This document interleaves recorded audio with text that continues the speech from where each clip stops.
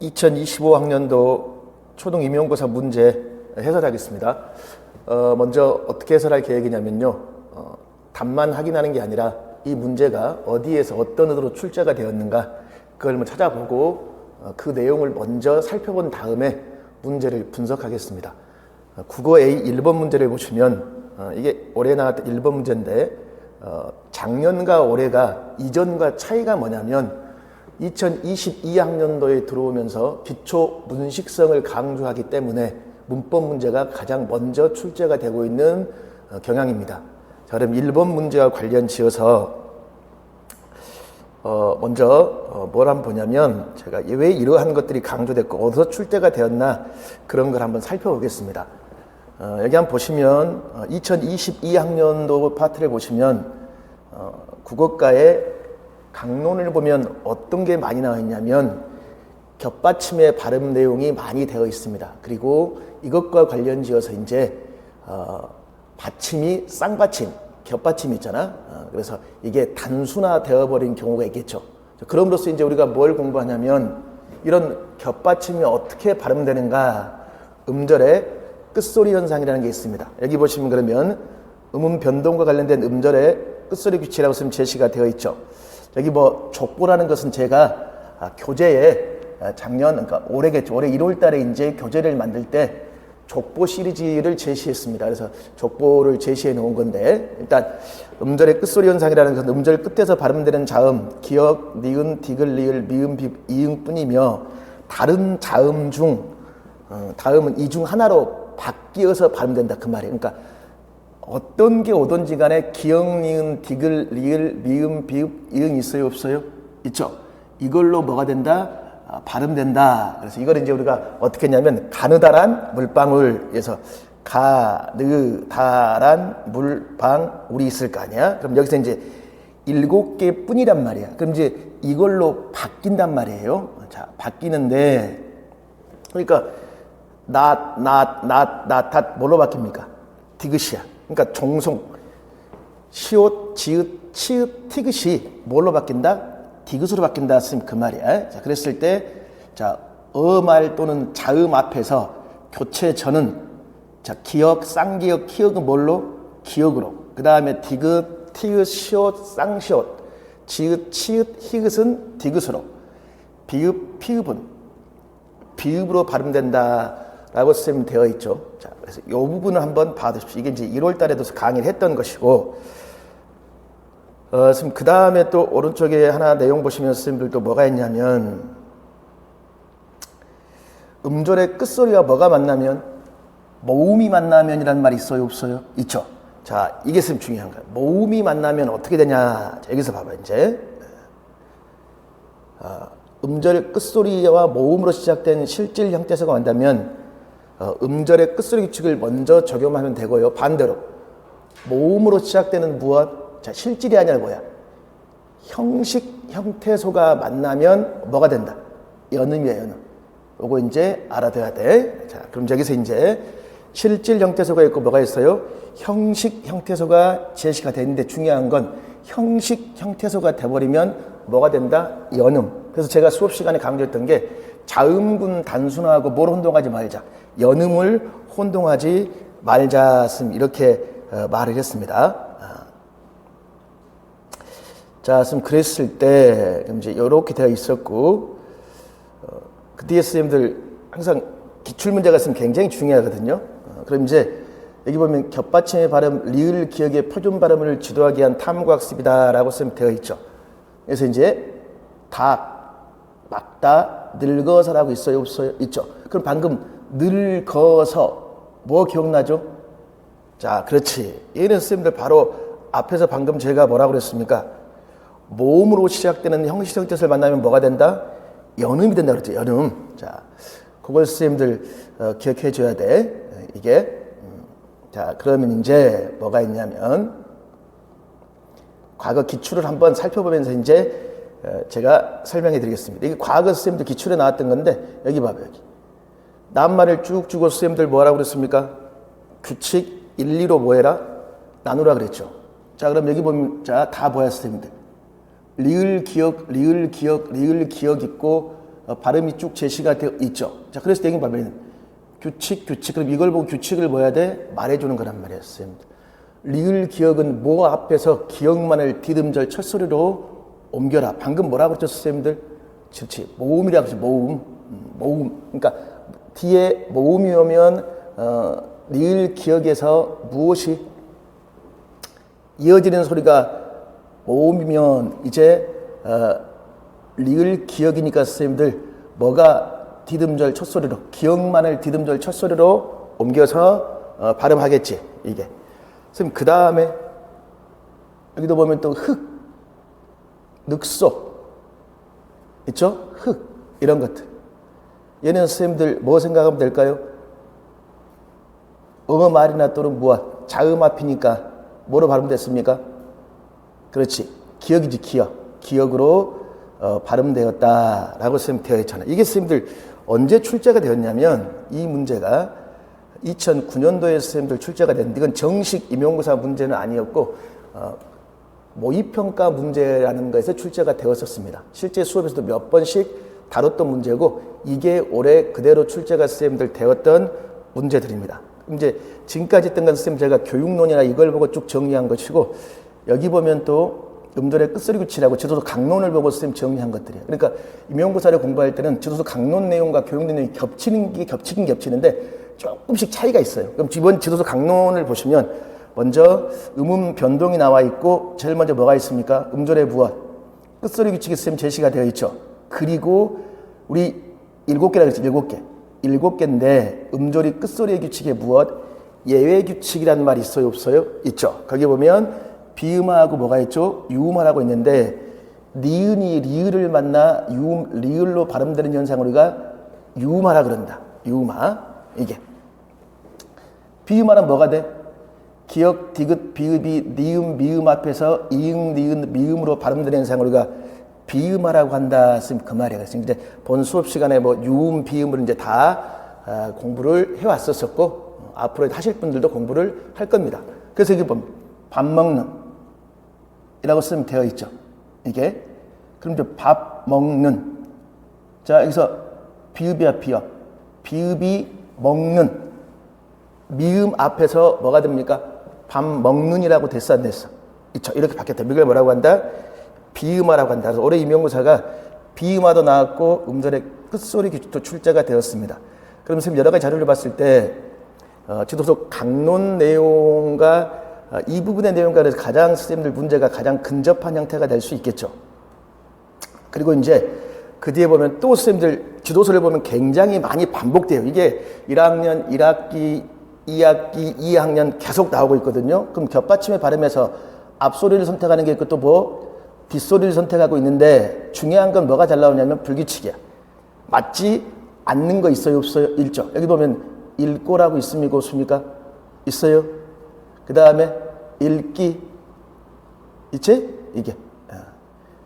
그 다음에 여기는 봐 이제 읽는 여기 부분 있죠?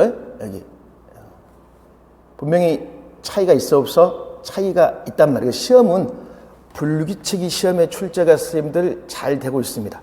그럼 이게 요게 초등학교 실제 교과서예요. 리을 기억의 선생님 발음도 있죠. 그리고 또 하나 보면 여기도 나와 있잖아요, 선생님들. 겹받침, 리을 기억, 리을 비음, 리을 피읍은 어말 또는 자음 앞에서 기억, 미음, 비읍으로 발음된다라고 선생님 제시가 되어 있죠. 요 지문이 읽는, 읽고 이게 여기만 나온 게 아니라 앞에 가보면 또 여기 보십시오, 선생님들. 규칙이 있고 선생님들 읽고 읽기 예외라고 있어요, 없어요? 있죠. 굉장히 그래서 같은 내용들이 선생님들 반복이 많이 됩니다. 그래서 초과정을 공부하실 때에는 한 번에 끝내려고 하지 말고 계속 뭐 할까? 반복하다 보면 이게 자료가 축적되면서 점점 심화가 되어가는 것들이에요. 이런 식으로 지금 계속 반복이 많이 되어 있고 또 저도 이제 문제를 만들 때 어떤 식으로 문제 만들었냐면 이게 한번 보십시오. 선생님 1학년 교과서입니다. 대단한 참여시 봐봐. 자, 똑같은 흙인데 여기 보면서 이가 있어요, 없어요? 있죠. 그랬을 때 뭘 쓰라고 그랬습니까? 말이나 또는 모음 앞에서. 그래서 선생님들 겹받침이 모음으로 시작된 조사나 음이 전미사와 결합할 때는 뒤 것만을 디듬절 첫 소리로 옮겨서 발음한다라고 되겠죠. 그래서 지금 연음이 될 거 아니야, 선생님들. 그 다음에 얘는 뭐야, 선생님들? 어말 또는 자음 앞에서 뭘로? 기억이다. 이렇게 선생님들 문제로도 만들어 봤었습니다. 자, 그럼 이제 요게 쭉 공부를 했던 것들인데요. 올해 선생님들 문제를 한번 볼까요? 올해 문제를 보시면 지금 소리와 표기가 다른 단어를 바르게 읽기. 그러니까 이게 시험에 잘 나왔습니다. 뭐가 다르다. 소리와 표기가 다르게 이게 선생님들 발음으로도 잘 물어보지만 뭘로도 잘 물어보면 표기로도 잘 물어봅니다. 그리고 받침 소리가 세 가지 자음 중 하나로 발음되는 단어 카드에 묶음이라고 있어요, 없어요? 있죠. 그럼 여기 보면 이제 봐봐. 쌍기역 또는 키읔, 리을 기역, 쌍비읍, 피읍, 리을 비읍, 비읍 시옷, 치읓, 지읒, 피읍, 피읒, 시옷 있어요, 없어요? 있죠. 요거 선생님 방금 뭘로 봤습니까? 방금 전에 여기서 봤어요, 안 봤어요?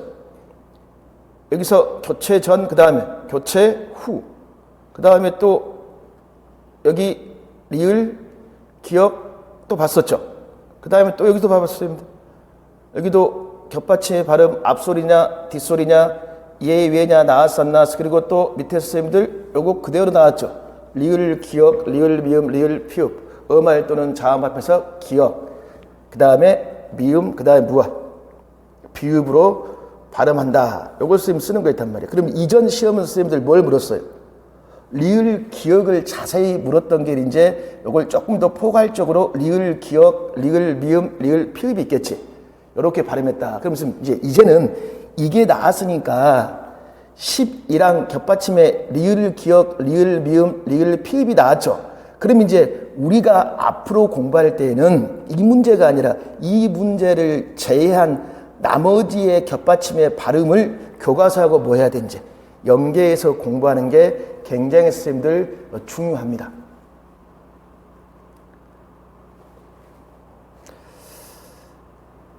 자, 그래서 이제 기역, 디귿, 비읍이 되는데 실제 선생님들 시험장에 답을 쓴 선생님들 답안지입니다. 이게.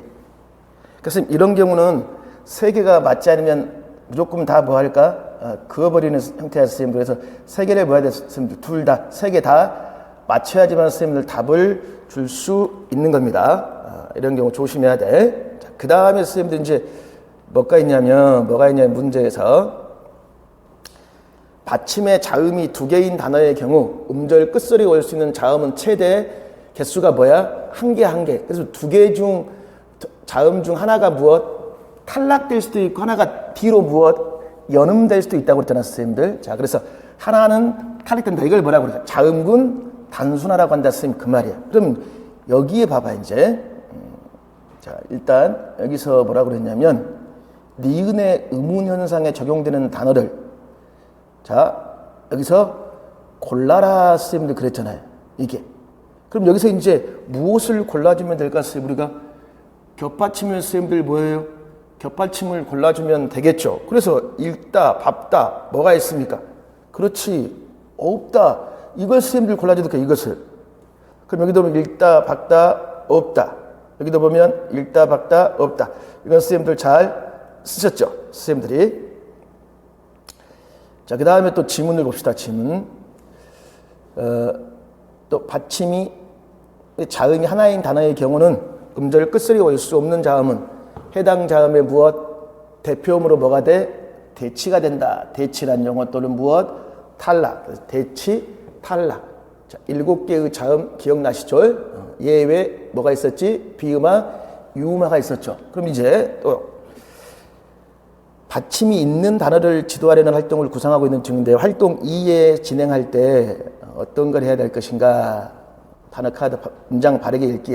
자, 그럼 여기서 이제 문장 속 단어 읽기 지도라면 조사나 어미와 결합할 때의 발음, 단어와 단어 사이의 발음에 신경 써라. 두 가지 이상의 음연상이 단계적으로 나타나고 있거든. 이라고 나와 있죠. 받침 소리별로 두 개의 문장을 만들었군요. 전체적 문장을 살펴보니 현재형 어미와 결합을 통해서 무엇을 연습할 수 있도록 문장을 구성하는 점도 좋았습니다. 자, 문제의 선생님들 무엇을 쓰라고 했습니까?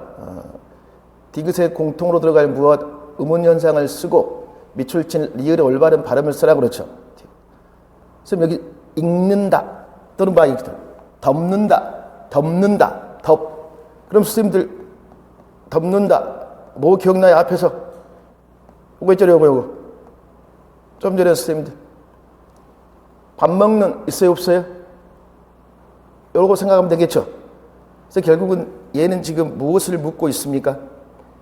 비음화를 묻고 있는 겁니다. 그래서 그 비음화가 우리 초등에서는 이번에 처음으로 선생님들 출제가 됐습니까? 안 됐습니까? 처음으로 선생님들 출제가 됐습니다. 이게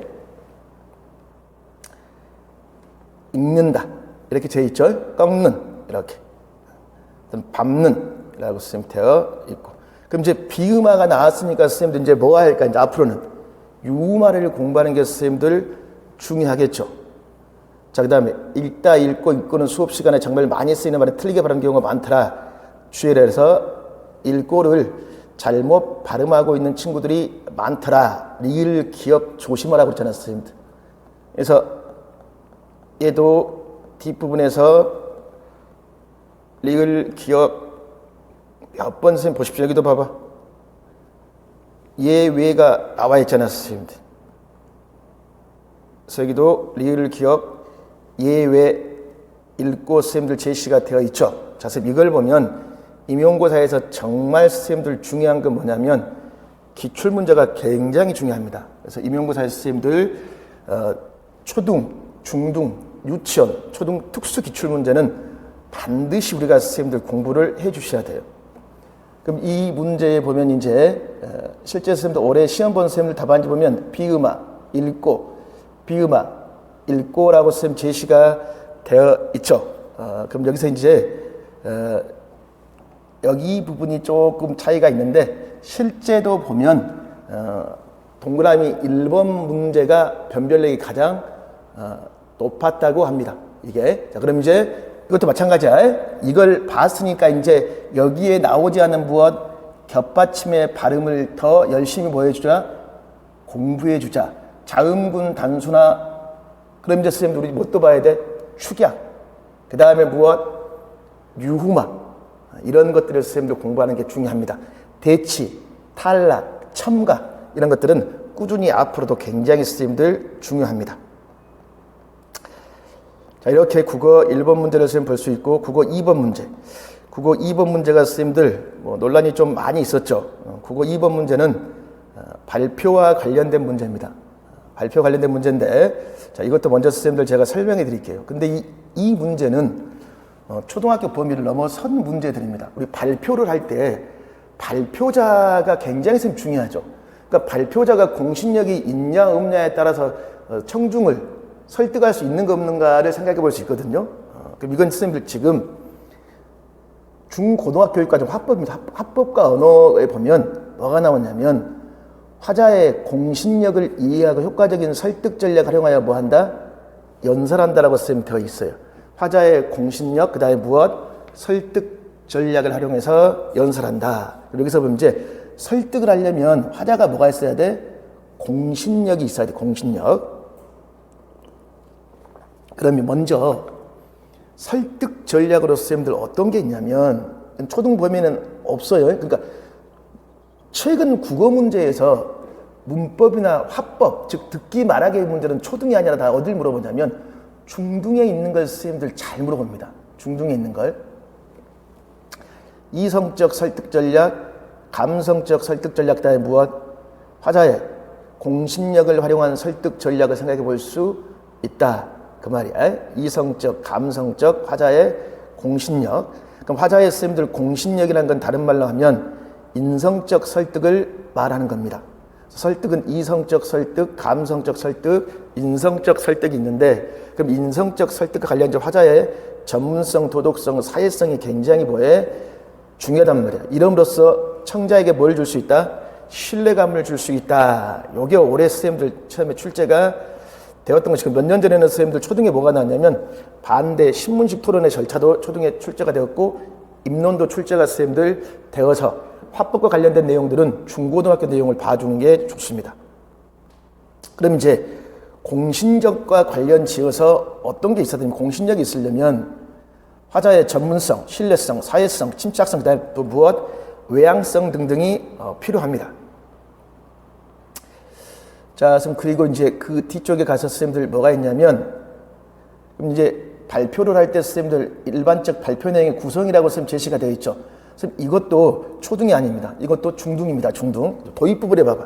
청자의 관심을 유도해라 라고 있어요? 없어요? 있죠.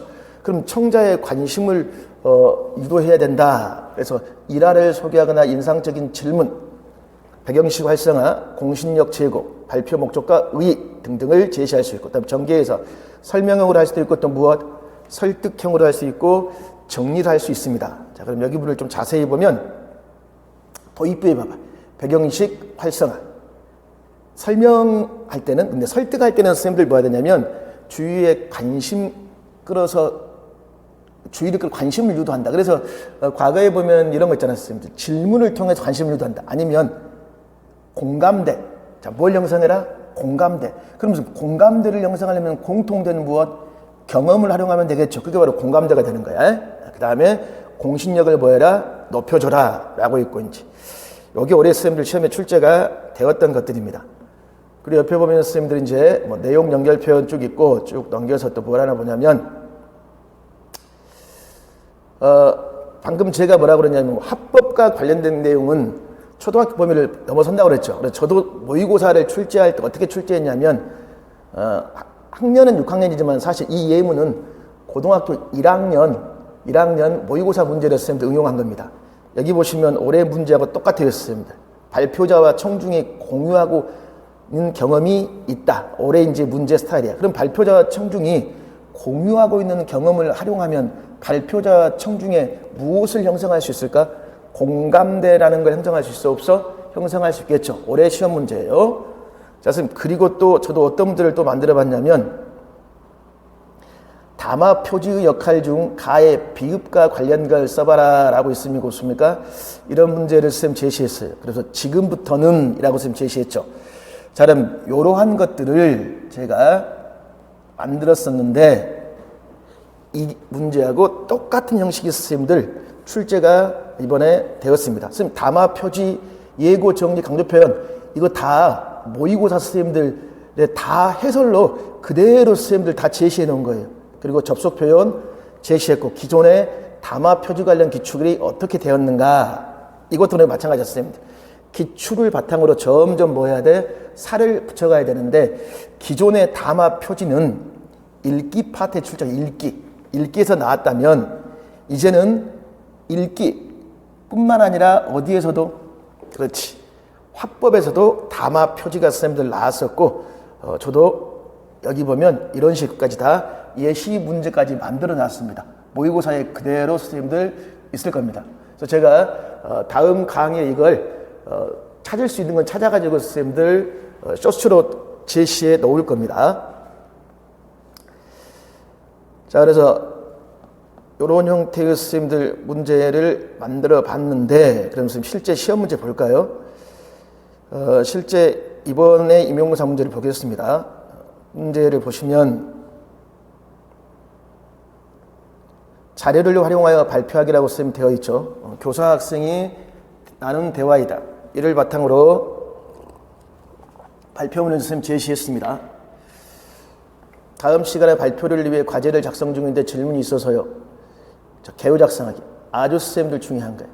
뭐 작성하기 중요하다? 지금 글을 쓰든 발표를 하든 먼저 뭘 작성해야 돼? 개요를 작성하는 게 굉장히 중요합니다. 개요 작성. 그래서 개요를 작성하고 친구들에게 무엇? 발표해 보자. 생활 속에 발견하고 나누고 싶은 주제를 정해서 개요를 작성하고 발표해 보자. 달콤한 과자의 위험한 유혹이라고 있어요? 없어요? 있죠. 그래가지고 자신의 경험을 활용했습니다. 그러면 달콤한 과자, 요즘 학생들이 즐겨 먹는 설탕을 듬뿍 바른 간식을 말하는 거지 내 엄청 인기를 해서 안 먹어본 애들이 없을 정도예요. 자, 안 먹어본 애들이 없다. 그럼 누구나 여기에 대한 뭘 가지고 있다? 공통된 경험을 가지고 있다. 그 말 맞죠?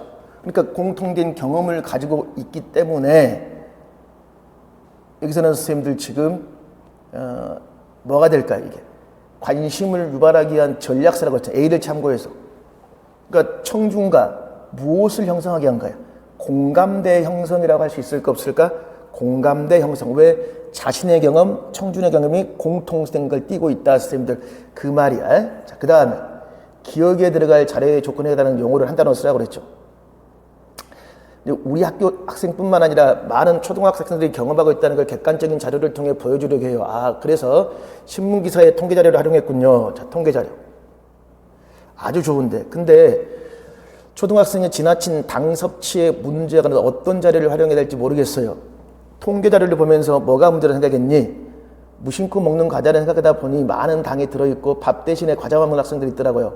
그러면 건강에 해로우니 조심하자고 알려주고 싶어요. 그렇구나. 자, 뭐 하기 위해서는? 설득이야.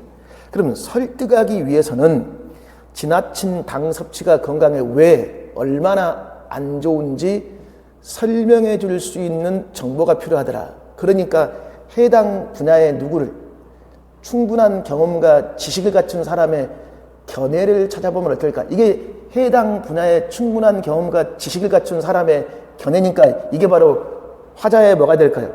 공신력이란 말이에요. 그래서 이런 공신력을 갖춘 자료를 활용하면 발표 내용을 잘 뒷받침할 수 있고 청중이 믿을만하다 라고 한단 말이에요. 그리고 혹시 인터넷 자료를 찾을 거면 전문가의 견해를 충분히 선택하면 좋겠다라고 있어요? 없어요? 있지. 그러니까 이게 바로 설득 전략과 관련지어서 그 뒤에서 선생님들 좀 전에 화자의 공신력, 설득 전략, 이 공신력과 관련된 것은 그래서 이게 지금 인성적 설득으로서 뭘 생각할 수 있습니까? 전문성, 신뢰성, 사회성, 침착성, 외향성 등을 뭐 할 수 있다? 생각해 볼 수 있는 형태의 문제들입니다. 그래서 이건 신뢰성이 아니라 선생님들 공신력이 답이 되겠죠. 그리고 가에 비에 해당되는 다음으로 지금까지. 자, 그럼 선생님 봐봐. 여기서 당 섭취는 여러 가지 문제점을 가지고 있습니다. 우선 다음으로 이건 당 섭취의 문제점을 쭉 나열하는 거잖아요, 선생님들. 자, 그 다음에 받을 수 있습니다. 지금까지 입에는 달콤하지만 몸에는 해로운 과자의 문제점을 차례대로 나누어 살펴봤더니 이건 뭐 하고 있는가, 선생님들 지금. 그렇지, 요약하고 있는 거 맞죠? 자, 선생님, 그래서 답이 공신력이라든가 그 다음 공감대 형성, 나열, 요약 이렇게 선생님들 답이 될 수 있겠죠. 그래서 물론 이건 제 사견이지만 선생님들 신뢰성이 유사하다고 인정되는 궁금합니다라는 선생님들 이의가 많이 있었지만 이건 다 강사마다 다를 수가 있어요. 저 의견으로는 선생님들 직접 중학교 내용을 다 찾아봤을 때 선생님 이것은 화자의 공신력이 답이 될 수 있습니다. 그리고 자신의 경험 활용하기라든가 청중의 경험 고려하기 전략은 답이 될 수 없습니다. 왜 그러냐면 항상 선생님 보십시오. 이게 문항의 내용은 필요한 경우 일부 활용하여 작성하라고 그랬는데 여기 있는 건 선생님들 문항의 내용 자체만 선생님들 그대로 써버리는 거야. 다 나와 있던 용어들이야. 그래서 이렇게 쓰면 안 되고 자신의 경험과 청중의 경험에 공통된 공감대를 형성했다. 이게 선생님들 같이 가야 돼요. 이게 공감대 형성이라는 쪽으로 답을 쓸 수 있어야 됩니다. 선생님, 그리고 방금 무슨 기능? 그렇지. 나열 기능이었지. 왜? 당의 문제점을 지금 쭉 선생님들 나열했잖아, 나열. 그렇지? 나열해주고 있고, 그 다음에 그건 무엇? 요약 기능이다. 이렇게 써야 돼, 선생님들. 그래서 여기서 선생님들 나열 또는 열거해준다라고 선생님들 답을 써줄 수 있어야 됩니다. 그래서 답을 쓸 때 선생님 이런 건 아주 조심해야 됩니다. 과학에서도 굉장히 이런 류의 선생님 오류가 굉장히 많았습니다. 그 다음에 국어의 세 번째 문제를 선생님 보겠습니다.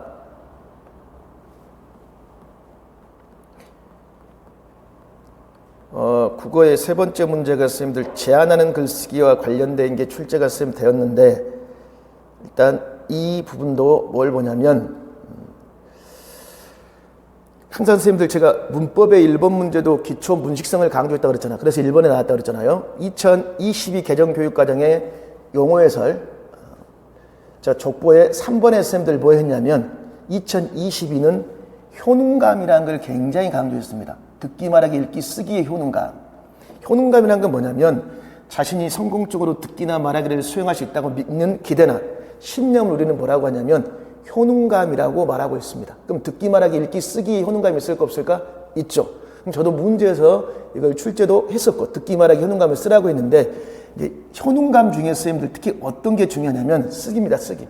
왜 그러냐면 우리 쓰기의 장문이론을 봤는데 이런 동기적 요인보다는 인지적 요인을 지나치게 강조하고 동기적 요인을 선생님들 무시했거든요. 그러니까 이 애가 왜 글을 못 쓰는가를 봤더니 실패한 경험이 많고 글 쓰기를 싫어하더라 그 말이에요. 이게 바로 쓰기의 정의적 요인 등을 말하고 있습니다. 그럼 쓰기 정의적 요인 중에 중요한 게 쓰기의 무엇? 효능감. 쓰기 효능감은 쓰기 수행력과 관련된 필자의 자기 판단이며 쓰기 과제를 성공적으로 수행할 것이라고 기대하는 긍정적 기대를 의미하더라 라고 되어 있죠. 그래서 쓰기 효능감이라는 게 굉장히 선생님들 중요합니다. 이번에 출제가 되었었고, 여기 보면 선생님들 효능감 봐, 효능감. 성공 경험, 대리 경험, 설득, 격려, 칭찬 이러한 것들이 쓰기에 효능감에 영향을 주더라. 그래서 성공적인 경험을 많이 하지만 효능감이 뭐 할까? 높아간다 선생님들 그 말이야. 그럼 이제 효능감이 나왔으면 선생님들 다음 편에 나온다면 선생님들 쓰기에 뭐 또 물어볼 수 있을까? 반대인 불안이야, 불안. 뭘 물어볼 수 있다? 쓰기의 불안. 쓰기에 대한 잘못된 인식. 글은 한 번에 완벽하게 써야 된다. 이런 잘못된 인식이 쓰기 불안의 원인이다. 아주 선생님 중요한. 그래서 선생님들 한 번에 완벽하게 쓰는 게 아니라 그냥 뭐 해라? 내리 써라 그랬잖아. 내리 써라. 얼른 써라. 내리 쓴다. 자신감. 이게 선생님들 부족하더라. 그래서 대리 경험을 많이 시켜라. 오늘 그럼 쓰기와 관련지어 뭐냐면 제안하는 글쓰기가 나와 있습니까? 이게 상황 맥락을 고려하여 제안하는 글을 쓸 수 있다라고 되어 있죠. 우리 주변의 세계들의 문제. 자, 우리 왜 주변의 세계를 문제되냐면 이게 바로 쓰기가 뭘까요? 실제성이에요. 실제 누구와 관련된 학생들과 관련된 문제를 제시하자면 애들이 뭐가 있을까? 관심을 가질 수 있겠죠. 그게 뭘 말한다? 실제성을 말하고 있습니다. 그럼 실제 우리가 해결해야 될 문제와 관련된 걸 제시해라. 문제 상황, 생각 정리. 그리고 이제 내용. 그래 짜임 있잖아요, 선생님들. 화장실 칸마다 줄을 서서 화장실이 복잡하고 어느 칸 앞에 줄을 서느냐에 따라서 더 기다려야 할 때가 있어서 불편하더라. 한 줄 서기를 합시다. 왜냐하면 뭐뭐하기 때문입니다. 라고 선생님 되어 있죠. 그럼 니은, 디귿, 니글에 뭘 쓰라고 그랬습니까? 그래 짜임을 쓰라고 했잖아요, 선생님들. 그럼 뭐가 있어야 돼? 쓰기, 제안하는 글쓰기니까 제안하는 무엇? 상황. 그 다음에 무엇? 자신의 의견. 그 다음에 무엇? 이유가 들어야 돼. 이유. 그래서 상황. 그 다음에 무엇? 의견. 그 다음에 무엇? 이유가 들어야 돼. 이유. 자, 쓴 글을 친구들과 같이. 그럼 친구가 뭐가 될까? 독자가 된단 말이에요. 그래야지만 이게 훨씬 애들에게 뭐 할까요? 실제성을 가미해 줄 수 있겠죠. 여기도 보시면 뭐라고 되어 있냐면 학습 목표와 내용을 보니 설득이라는 쓰기에 무엇? 목적이 제안이라는 글이라는 유형으로 무엇? 구체화되고 있더라. 쓴 그 말이야. 여기도 봐봤습니다. 여기 이번에 시험 똑같아. 다루고 있는 내용. 독자도 실제 독자에서 실제적인 무엇? 맥락이라는 말이 있어요? 없어요? 있죠. 그러니까 실제적인 맥락, 내용도 독자도 다 학생과 직접 무엇? 관련되어 있어야 된단 말이야. 그래서 문제를 쌤 보시면 올해 문제 보십시오. 올해의 문제를 보면 가에 밑줄 친 기억을 근거로 대상에 대한 자신의 의견과 그를 생각한 이유가 드러나 글을 쓸 수 있다. 자, A와 비교하여 나의 문제점을 쓰고 지금 대상에 대한 자신의 의견과 그를 생각한 이유를 드러나게 글을 써라 라고 쓰면 되어 있죠.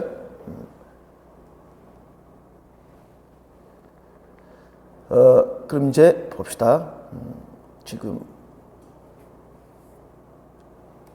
공공초등 4학년 학생들이 남수산의 물 부족 문제에 대한 근원적 해결 방안을 찾다가 기금은 모금 운동을 실시하게 해달라는 제안서를 제출해 학교 교사에 전달했다는 기사를 봤어요. 모금 운동을 통해서 마련한 돈으로 남수산 국민들의 건강한 삶을 도울 수 있다는 이유를 들었어요라고 선생님 되어 있죠.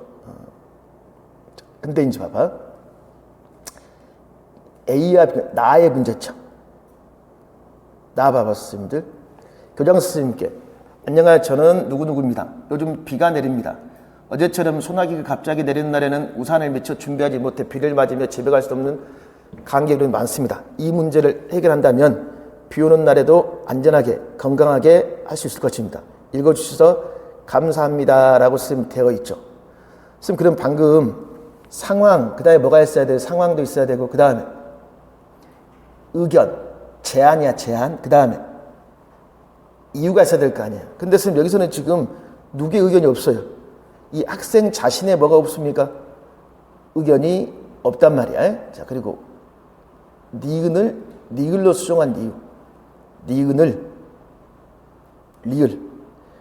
우리 학교에서 개선할 점을 찾아서 교장 선생님께 제안하는 편지를 써서 전달하기라고 있어요, 없어요?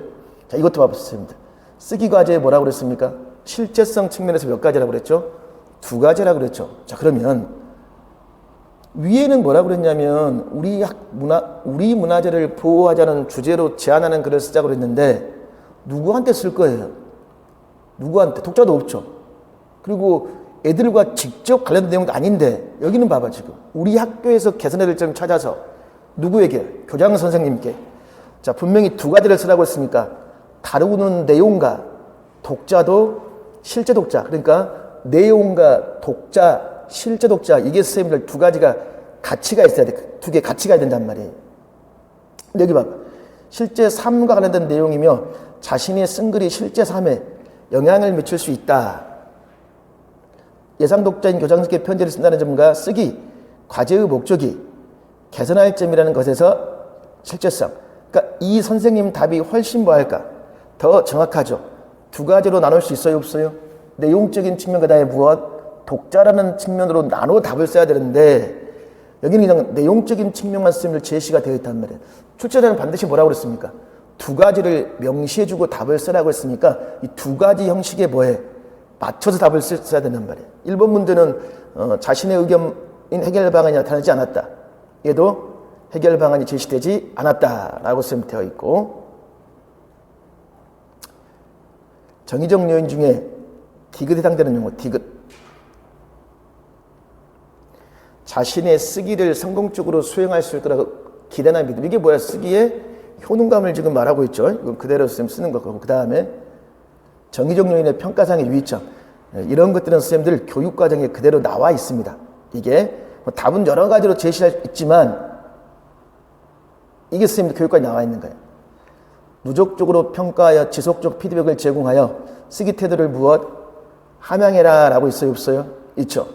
일단 여기를 보시면 뭐라고 되어 있냐면 보상이 없는 쓰기 활동에는 소극적이더라.